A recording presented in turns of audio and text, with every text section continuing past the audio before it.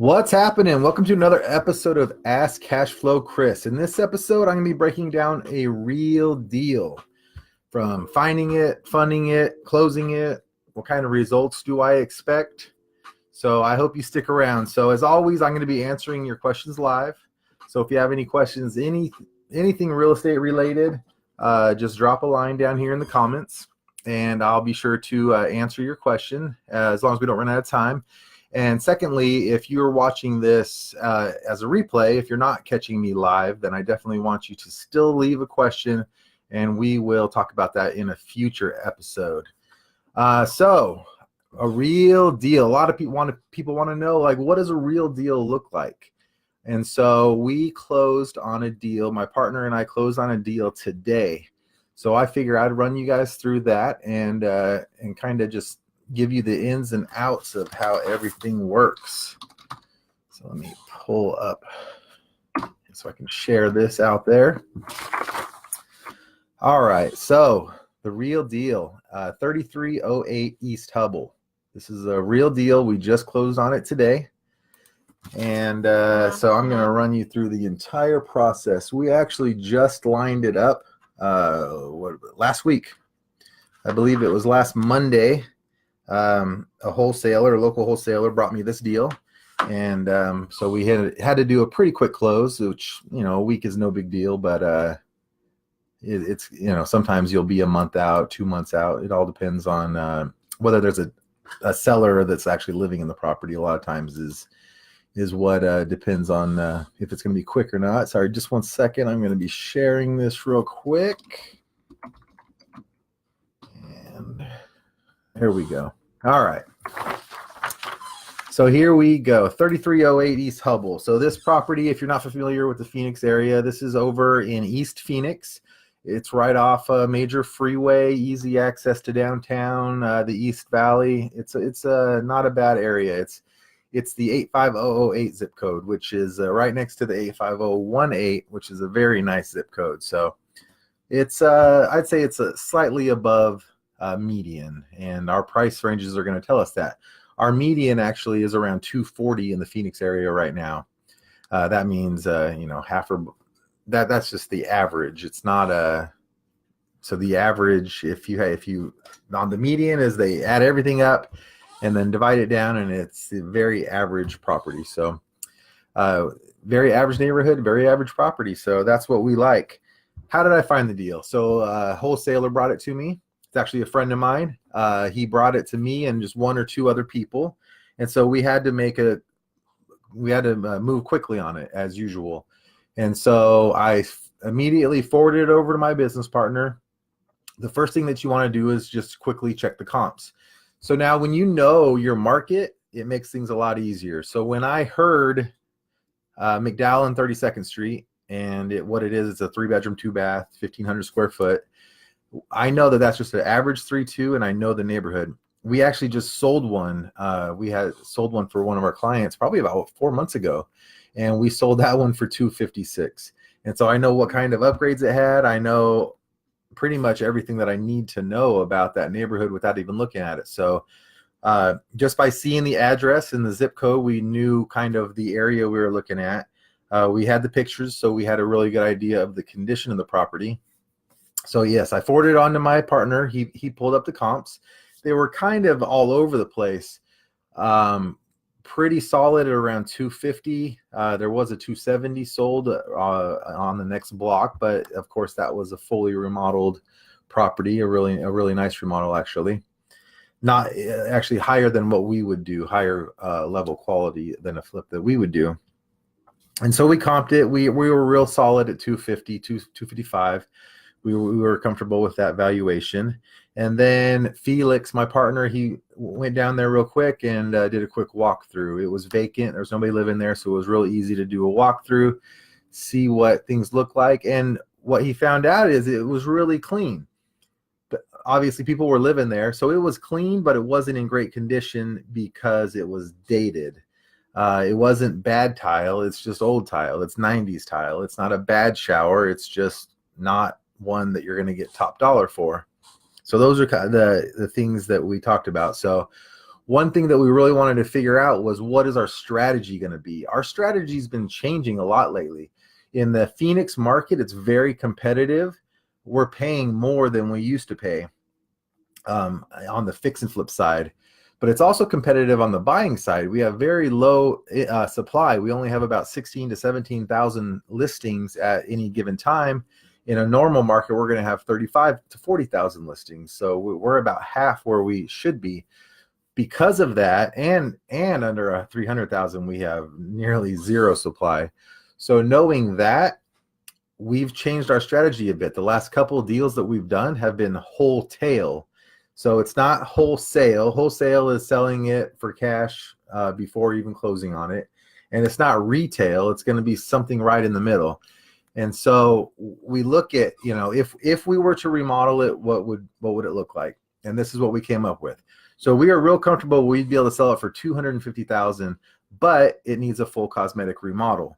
So we're going to put 30 into it. So let me back up. We bought this for $160,000 and it's worth $250,000. I don't think I put that out there.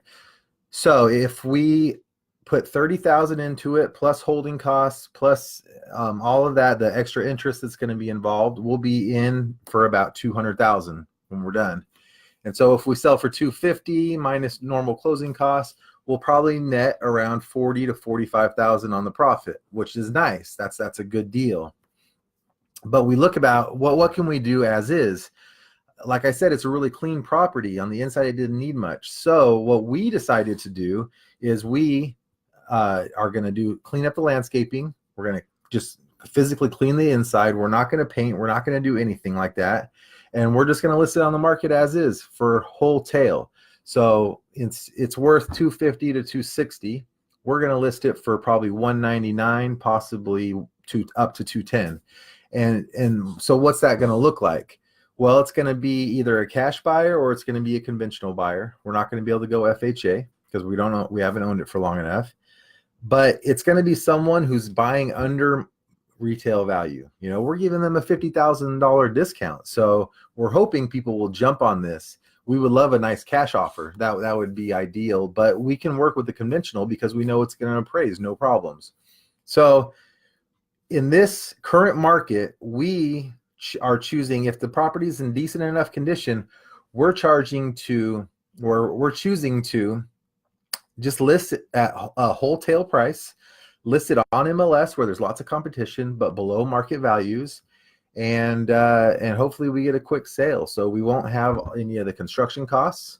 We won't have any of the long carrying costs. We won't have to pay 3, 4, 5 months worth of interest either.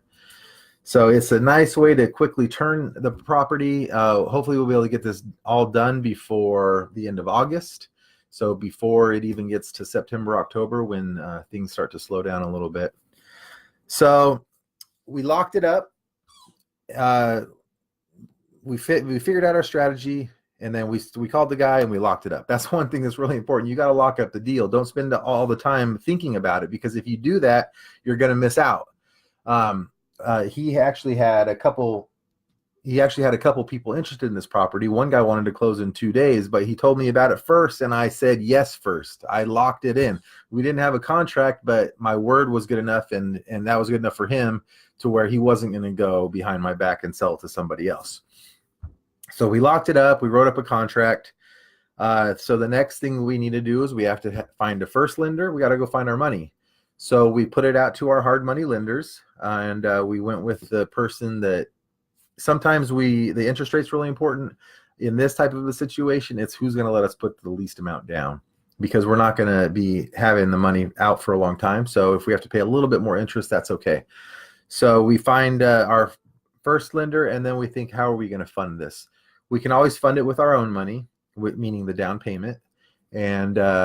But we typically like to borrow a second mortgage from a private lender so we can leverage that and use our own cash to lock up other deals and do those types of things. It's always good to have extra cash. When you're going out looking for money, the banks want you to have extra money in the bank. So that's why we don't always want to put all of our money out on our own deals. We like to leverage. Plus, that helps our second the investors that we're working with on that second mortgage, they get a really good return on that. And so that keeps them happy, and it keeps us doing multiple deals at the same time. So we found our first lender, we found our gap lender, which is the second. That's going to fund the down payment plus any carrying costs, or if we were going to do a rehab, it's going to cost carry the rehab. We had to get insurance. So with that, we just call Charlotte and Steven at AZ Insurance Team, and they locked up our insurance for us. And then after that, we worked on getting bids. Let's see what we got. Yeah, so we went and got bids. So we got someone we estimated the repairs. So we knew kind of what they would cost. We knew what we estimated they would be, but we wanted to get a fixed cost. So we got our landscaper out there. We got a price for that. And then we got a price from our cleaner to clean it up. And so here comes closing day today. We had the private lender send the second, and we prepared all the paperwork for them. The first lender brought their money. Our insurance was there. So we brought our cashier's check to the closing, and we closed it. So tomorrow we're hitting the ground running. We're not going to wait at all. Time is of the essence with this. We're paying high interest on the first. We're paying high interest on the second. So the quicker that we can turn this deal, the better. So we have our cleaner and our landscaper scheduled to go out there tomorrow or the next day. So today is Tuesday. By Friday, this thing is on the market. We bought it for $160. Like I said, we'll probably be listed for $210. Give us a little bit of wiggle room, but it'll be low enough to get people in there to look at it. So that is the plan on that. So we are more than willing to take a $30,000, a $25,000 to a $30,000 profit in less time, meaning less than 30 days ideally, but definitely less than 60 days. Or if we wanted to make more, we could always do that. We'll take it down, we'll flip it. That's going to take time, and that's going to push the time frame out to 4 or 5, possibly 6 months.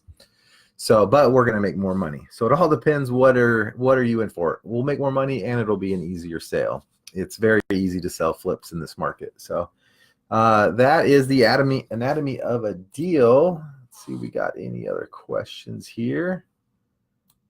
All right, I think we're good. We are clean. Like I said, if you are watching this after our live replay, please leave a question, and I'll follow up with it later this week or next week. We've got a nice list of questions out there. You guys are really bringing me good questions. I like that. No questions too difficult. If I don't know the answer, I'll find the answer. So this is Cashflow Kris, reminding you that you want to flip for cash, you want to hold for wealth. Talk to you next time.